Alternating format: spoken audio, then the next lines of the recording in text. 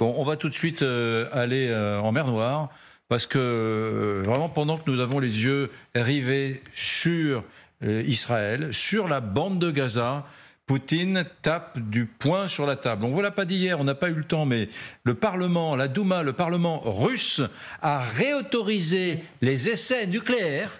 OK.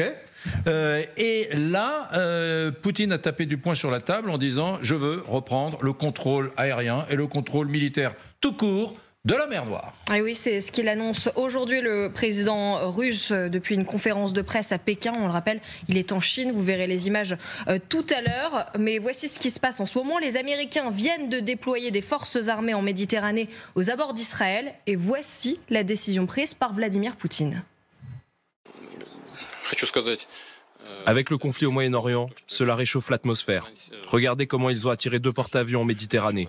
Je tiens à dire à l'avance qu'il ne s'agit pas d'une menace. La chose dont je vais vous informer maintenant.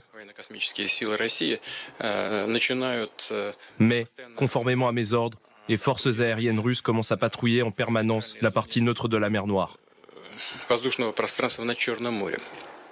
Nos avions en réaction, les MiG-31, sont armés de missiles Kinzhal.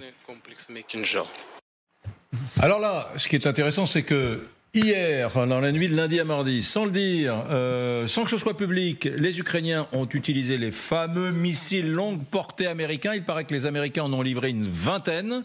C'est très discret, hein. Ça n'a pas été dit. Vous allez tous me dire, pour faire les malins, nous on savait, mais l'humanité... Non, on savait pas. Très bien, merci. Pas notre genre de faire les malins. Merci.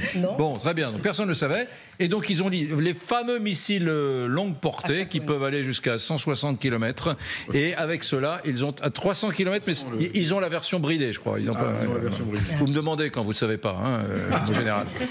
Et donc, ils ont attaqué, et ça fait beaucoup de dégâts. Vous allez voir la liste du matériel russe qui a été détruit dans la nuit de lundi à mardi. Vous verrez la liste dans un instant. Ouais, voilà, ça, c'est les images des attaques MS américains qui ont été livrées, qui sont utilisées en début de semaine, dans la nuit, par les Ukrainiens. Donc voilà pourquoi je vous raconte ça, parce que, bien évidemment, Poutine, comme l'a dit Émilie, avait envie de réagir de façon extrêmement musclée. Il a dit, puisque c'est ça, la partie neutre de la mer Noire, on va y aller, on va faire des raids et on va la militariser, ça sera chez nous. Regardez le petit bilan quand même de la nuit de lundi à mardi, si la régie veut bien nous le montrer, vous verrez, voilà. 9 hélicoptères russes ont été détruits, un lanceur de missiles anti-aériens, c'est des dispositifs très technologiques, très coûteux, russes, a donc été détruit. Un dépôt de munitions entier, du matériel militaire divers et des pistes d'atterrissage ont été endommagées. Voilà le bilan d'une nuit d'utilisation de ces missiles américains livrés à l'Ukraine.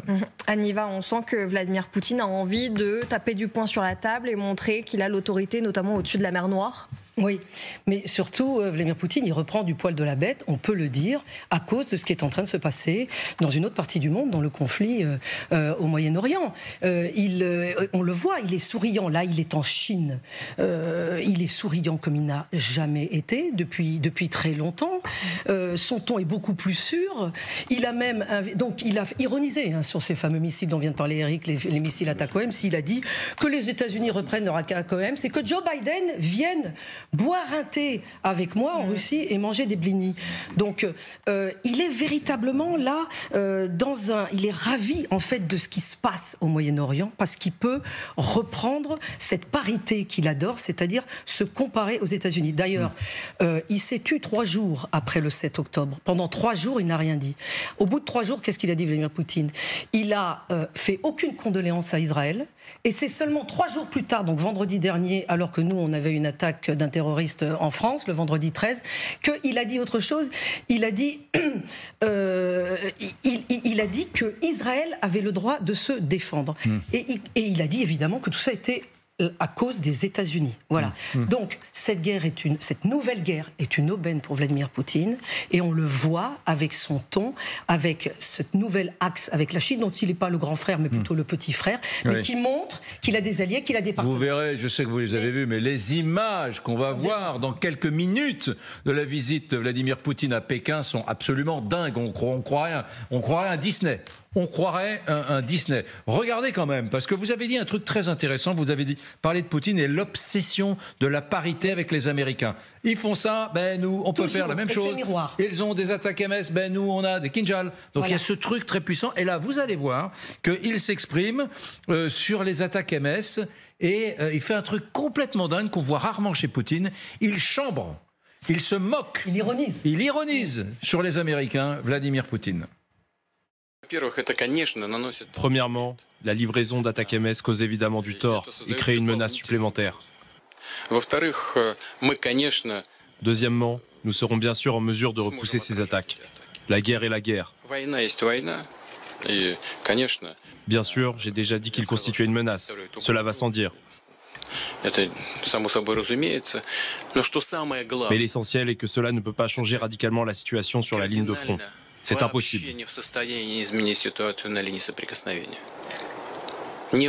Si la Russie a perdu la guerre, pourquoi les États-Unis fournissent-ils des attaques MS? Qu'ils les reprennent. Et toutes les autres armes. Biden peut s'asseoir, manger des crêpes et nous rendre visite pour un thé. Si la guerre est perdue, de quoi parlons-nous? Pourquoi l'attaque MS? Posez-lui la question. C'est drôle. Il fait, non mais c'est dingue, il fait des blagounettes encore plus mauvaises que les miennes. Encore plus mauvaises que les miennes. Biden peut aller manger des crêpes. Capital. Il a dit la guerre, c'est la guerre. Il n'a pas dit l'opération spéciale, c'est l'opération spéciale. La guerre, c'est la guerre. Ça, c'est très important. Deuxième chose, on a parlé de ces avions qui vont survoler la mer Noire. Poutine a dit, nous allons mettre ces avions en place pour surveiller ce qui se passe en Méditerranée. Donc là, c'est aussi une menace vis-à-vis des Américains, parce qu'il a parlé des porte-avions américains qui vont en Méditerranée, et en gros, nous allons devoir les surveiller. Donc, c'est pas seulement par action aux attaques à Metz qu'il fait cette démonstration au-dessus de la mer Noire, c'est aussi par rapport à ce qui se passe au Proche-Orient. Et ça, c'est très important.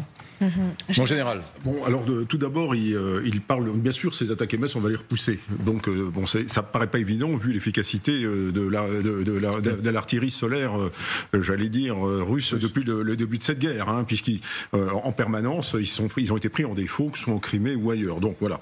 Ensuite, il parle de reprendre le contrôle de la mer Noire. C'est quand même admettre qu'il l'a perdu à un moment donné. Oui. Donc, il y a quand même un constat d'échec. Bon, voilà. Et ensuite, les MiG-31, pour reprendre le contrôle de la mer Noire, il faudra qu'on m'explique. Le Kinjal, ça va à 2000 km, c'est un missile hypersonique. Il est air-sol, il tape des cibles, j'allais dire, au sol, dans la profondeur. Et en aucun cas, c'est un missile et les MiG-31 ne permettent de reprendre le contrôle de la mer Noire. Ça n'a absolument aucun sens. On décolle avec des MiG-31 et on tape dans la profondeur sur le territoire ukrainien. Ça n'a absolument aucun rapport avec la mer Noire. Donc il y a quand même beaucoup de rotomontades là-dedans, parce que le contrôle de la mer Noire, il l'a quand même bien perdu avec une armée qui n'a pas de marine. Et pour le moment, il l'a plus. Point d'humour, parce que tout le monde, Poutine s'est moqué de Biden, mais dans son grand discours sur les échanges commerciaux entre la Chine et la Russie, il n'a parlé que en termes de dollars. Donc ce grand discours des Chinois, des Russes, de remplacer le dollar, il n'a parlé que de ça. Et ça, je crois que c'est aussi important. Lui-même, je crois, ne se rend pas compte de la grosse bourde qu'il a faite. Alors les amis...